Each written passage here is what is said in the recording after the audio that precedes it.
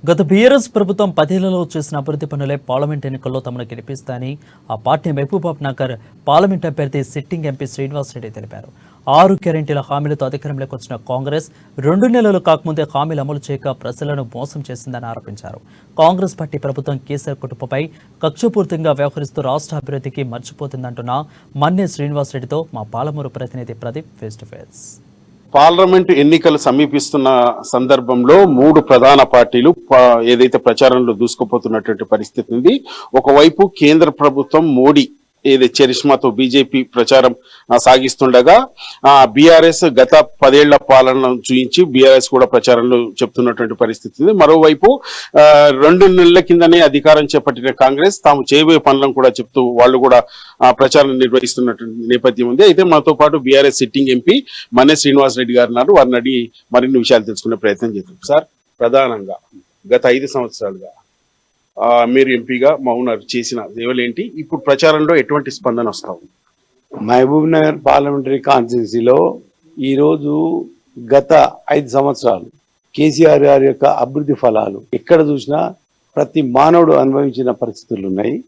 అదేవిధంగా నేను ఎంపీ అయిన తర్వాత కూడా రోడ్లు తీసుకురావడం జరిగింది.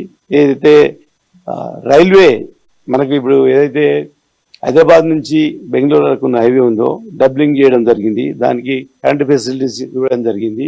ఇంకోటి ఇన్ఫ్రా ఏదైతే స్టేషన్స్ ఉంటాయో ఇన్ఫ్రాస్ట్రక్చర్ కు దాన్ని ఇవ్వడం జరిగింది. మొన్ననే ఇప్పుడు మోడీ గారు చేసిన ఏదైతే వర్చువల్ ప్రోగ్రామ్స్ ఉన్నాయో వాటిలో ఉండి మన ప్రతి కాన్స్టిట్యూన్సీ మొన్ననే జడ్చర్ల కాన్స్టిట్యూన్సీ కూడా 42 కోట్లు ఇవ్వడం జరిగింది. అదేవిధంగా మహబూబ్ నగర్ దానికి కూడా దాదాపు 35 crores ఇవ్వడం జరిగింది. మా హయాంలో ఇవన్నీ జరిగినాయి. రోడ్ల విషయంలో కానీ అండర్ బ్రిడ్జెస్ కానీ మేము తీసుకొచ్చినాము. గతంలో ఉండే ఎంపీలు ఎంత వర్క్ చేసినారో అంతకంటే కేసీఆర్ ప్రభుత్వంలో మేము ఖచ్చితంగా చాలా పనులు చేసినాము, చాలా అభివృద్ధి కార్యక్రమాలు చేసినాము. అదేవిధంగా ఉద్యోగాలు కూడా క్రియేట్ చేసినాము. దాదాపు కేసీఆర్ గారి యొక్క పరిపాలనలో దాదాపు 1,30,000 ఉద్యోగాలు కేవలం ఓన్లీ ఐటీ దాంట్లోనే అది ఇవ్వడం జరిగింది. అది కేటీఆర్ గారి యొక్క గొప్పతనము. ఇప్పుడు వచ్చిన ప్రభుత్వము ఏదైతే హామీలు ఇచ్చిండ్రో హామీల పైన ఈరోజు గెలవడం జరిగింది. వచ్చిన ఈ 4 నెలల లోపల ఏ ఒక్క హామీని కూడా కరెక్ట్ ఇవ్వడం లేదు. ఎందుకంటే నిదర్శనం ఒకటే, ఈరోజు రైతు బంధు విషయంలో పూర్తిగా ఇవ్వడం లేదు. 1 ఎకరాకు 15,000 రూపాయలు ఇస్తామన్నారు. అంటే ఎకరాకు ఒక పంటకు 7,500 రూపాయలు ఇవ్వాలి వాస్తవంగా. మరి ఏమైంది? అదే 5,000 ఇస్తున్నారు. ఇటువంటి ఈరోజు ప్రజలపైన ఎంత ప్రేమ ఉన్నదో కాంగ్రెస్ కు, బీజేపీకి ఎంత ప్రేమ ఉన్నదో.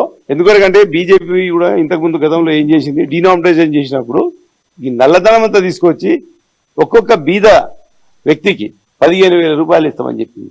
ఇంతవరకు లేదు. అదేవిధంగా ఈరోజు దేశాన్ని మోసం చేసి బ్యాంకులను మోసం చేసి డబ్బులు ఎగ్గొట్టి పారిపోయిన వాళ్ళను కూడా ఇంతవరకు పట్టించుకోవడం లేదు. ఏదైతే బీఆర్ఎస్ 10 ఏళ్ల పాలన మొత్తంగా అవినీతి అక్రమాలతో కూడుకున్నదంటూ నాయకులు బాగుపడ్డారు తప్ప ప్రజలను బాగు చేసింది లేదు. ఇప్పుడు వాళ్ళు ఏం ముఖం పెట్టుకొని ఓట్లు అడుగుతారని కూడా బీజేపీ కాంగ్రెస్ ఆరోపిస్తుంది. అది ఖచ్చితంగా ప్రజలు చెప్తారు.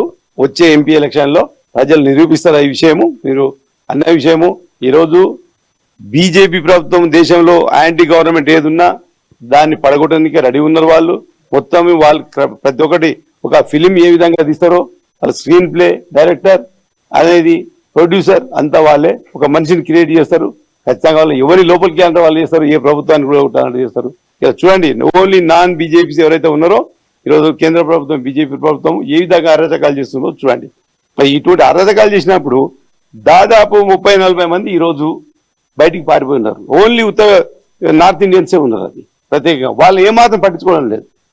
ఆ విషయాలను మనకు ఉదాహరణ కనిపిస్తున్నాయి. ఈరోజు ఏదైతే తెలంగాణలో గత 2 నెలల కింద జరిగిన అసెంబ్లీ ఎన్నికల్లో బీఆర్ఎస్ పార్టీని ప్రజలు తిరస్కరించినటువంటి పరిస్థితి. ఈసారి ఎంపీ ఎలక్షన్ లో ఎట్లా ప్రజలు మీకు ఓట్లేస్తారంటారు? ఖచ్చితంగా ఇస్తారు మాకు.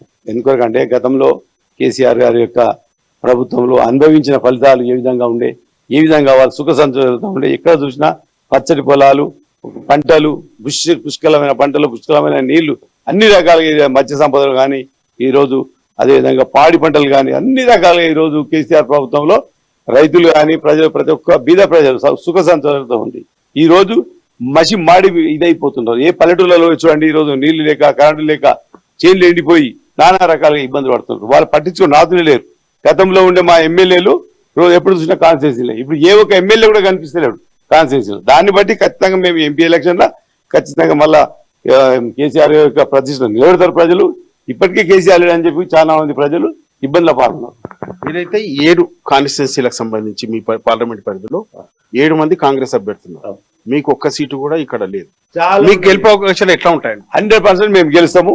ఎందుకంటే గతంలో ఇవాళ మేము నల్గొండలో కానీ, ఈ రోజు అదే విధంగా మల్కాజ్గిరిలో కానీ ఎంపీలు ఎవరు మా మొత్తం టీఆర్ఎస్ ఎంపీలో ఉండే, అక్కడ కూడా కాంగ్రెస్ ఎంపీలు గెలవడం జరిగింది. సేమ్ మా దగ్గర కూడా ఇదే రిపీట్ అవుతుంది. ఖచ్చితంగా మేము గెలుస్తామని 100% గెలుస్తామని చెప్తుంది. ఏదైతే గత 10 సంవత్సరాల్లో బీఆర్ఎస్ పార్టీ చేసిన అభివృద్ధి పనులు తమ గెలుపుకు బాటలు వేస్తాయంటూ, ఏదైతే రానున్న పార్లమెంట్ ఎన్నికల్లో కూడా తాము గెలవబోతున్నామంటూ కూడా సిట్టింగ్ ఎంపీ మన్య శ్రీనివాసరెడ్డి గారు చెప్తున్నటువంటి పరిస్థితి. వీడియో జర్నలిస్ట్ రాజేష్తో ప్రదీప్, ANN న్యూస్, మహబూబ్నగర్ నుంచి.